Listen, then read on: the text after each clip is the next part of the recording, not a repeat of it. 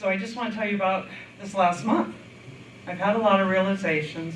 First of all, I'm looking out and I just see so many holy reflections of myself. You're all so beautiful. I just want to cry now. Okay. So, I had a lot of things come to me this last month. And first of all, it's all the forgiveness. That's our function, forgiveness. Second, I got do the work. Third, kept coming to me, all experiences, no matter if we think they're bad or good, we have to be grateful for them all, the same. And then I got into some separateness. And it came to me at like 2:30 in the morning when our roof was leaking. and then rejection. So I'm going to try and tie this all in together. I had been going through some feelings that, I'm just like, why is this sticking with me? Why does it keep sticking with me? And we went to Elaine's for her Thursday night group, and we were all kind of talking about it. Everybody seemed to be going through the same kind of, these weird feelings are just sticking with us. So we felt that maybe things were just really going deeper and deeper. And then we had somebody in the group that was really having a lot of problems, and I found myself saying to her about forgiveness and guilt, you have to do the work. And then when I was driving home from Elaine's, I'm like, oh my God, I'm talking to myself. You have to do the work. And so I'm trying to do the work. And then, I'm kind of going through that. I'm thinking I'm done with that. And then these feelings started coming up. The mother-in-law, feeling like she's dissing me for whatever reason, and then this person and that person. It was going on, and my head's just chattering. I'm not good enough. I can't be like that person. I can't do this. I don't even know what I'm thinking, what I'm doing here. And then our roof was leaking, 2:15 in the morning. My husband's doing the roof, and yeah.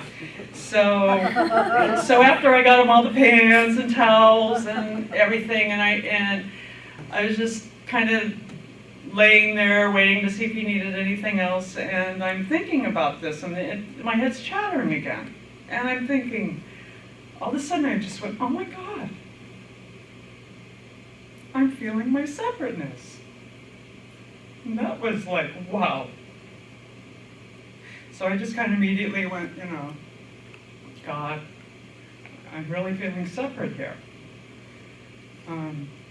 Jesus took my hand, and I just kind of calmed. And the next morning, doing our lesson for, and we do the ones with James Twyman, because that's the one I signed up for first. In my defenselessness, my safety lies. And it was all about rejection. And it was like, wow. I have been projecting this out there. I feel like a film's rolling constantly. You kind of hear it, the old-timey films, you kind of hear that rolling. I'm thinking both of my eyes are just going like mad. I'm just projecting it out there. I projected it on all those people. And so James said, and I love it, if I defend myself, I must be attacked.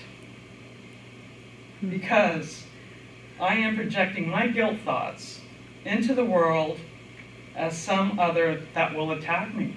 And of course, they're going to attack me. They must. They must. My projections must attack me because that's what projections do. That is what projections do. They attack.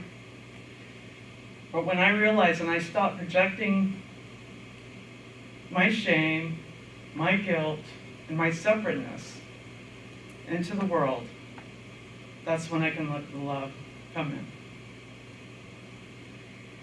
And So I did a really heavy meditation that morning, and I went to all these people that I'd been projecting on, and asked for their forgiveness, and went through, just trying to forgive all that unconscious guilt, unconscious shame, conscious shame, and all that separateness.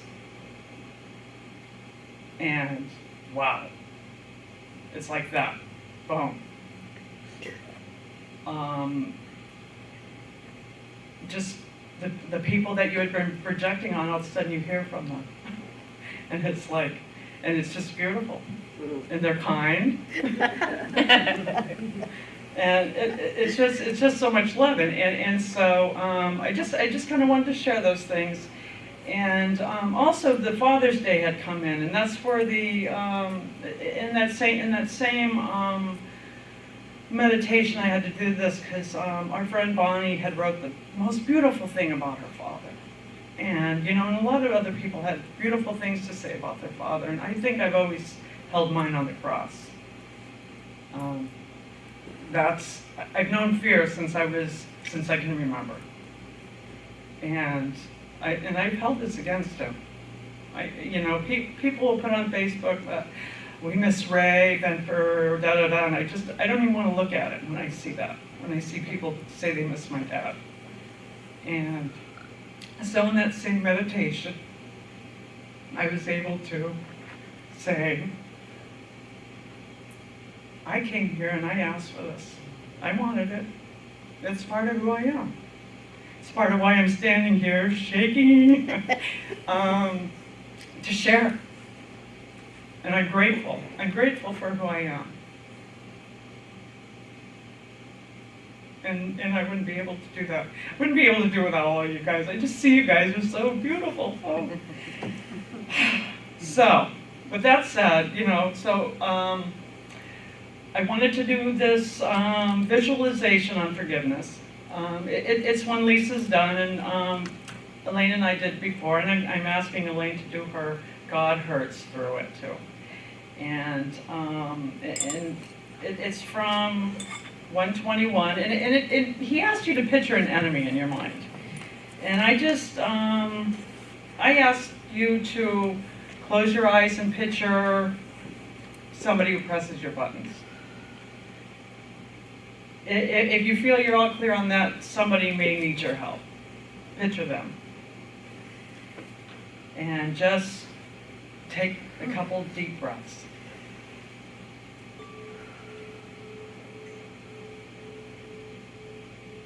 And another one.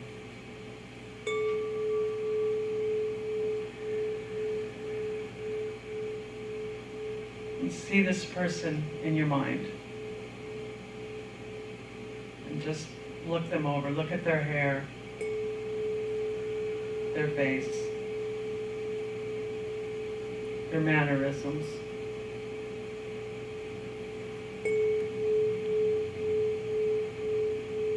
What clothes they're wearing.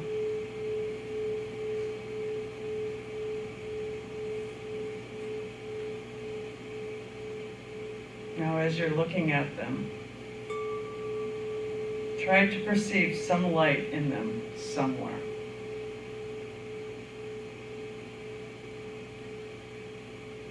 A little gleam that you have never noticed before.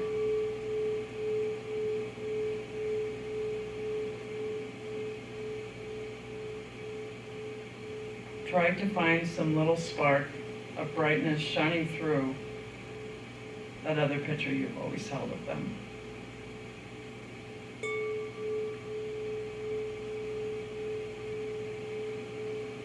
Look at this picture until you see a light somewhere within it. Then try to let this light extend until it covers this person and makes the picture beautiful and good.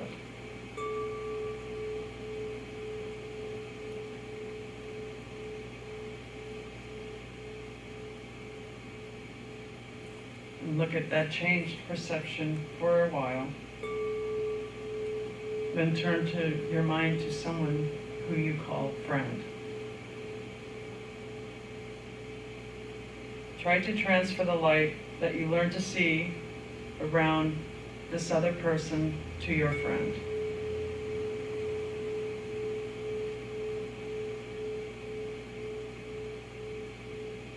Perceive him now as more than a friend to you, for in that light, his holiness shows you your Savior, saved and saving, healed and whole.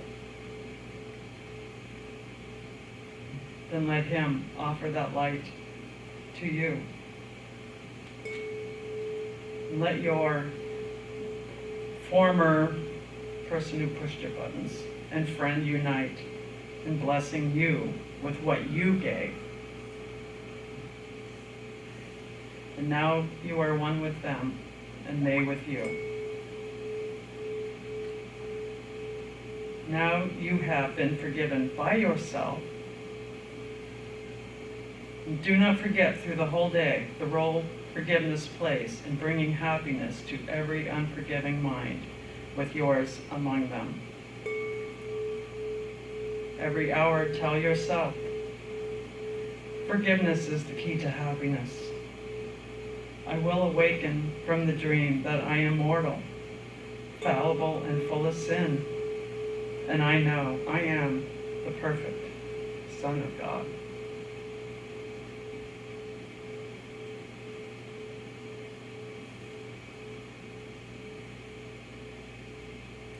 And when you're all ready, you can open your eyes.